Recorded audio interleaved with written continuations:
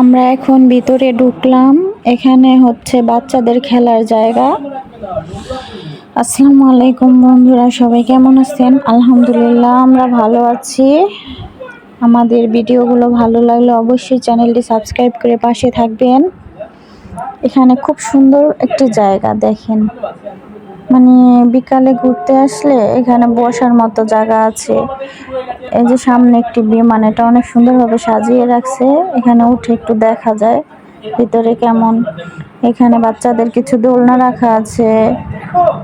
হ্যাঁ, এই যে এইখান দিয়ে যে এখানে কিছু খেলার জিনিস আছে, একদম অনেক বেশি কিছু না, অল্প কিছু জিনিস। মানে বিমান বাহিনী জাদুঘরে যারা ঘুরতে আসবে, বাচ্চারা একটু যেন বিকাল হলে হালকা পাতলা খেলতে পারে, এরকম কিছু রাখা আছে। বাচ্চারা তো যেখানে যায় একটু চায় খেলার জায়গা।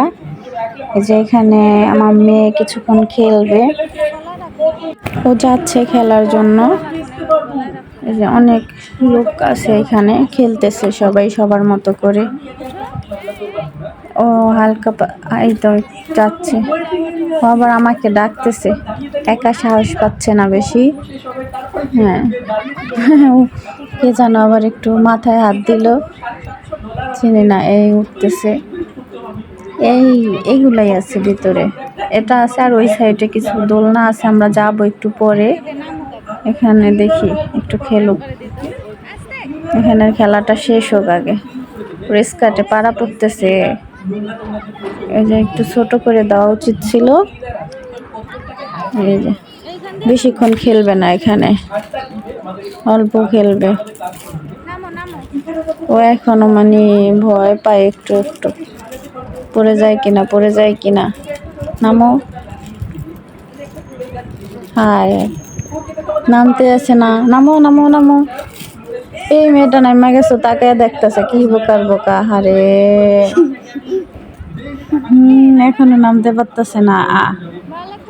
নামো, এখন যাবার ধরতে হইব। দুইজন নেমে গেল গা, এখনো নামতে পারতেছে না। তিনজন এটা নিয়ে গেল, তিনজন গেল গা।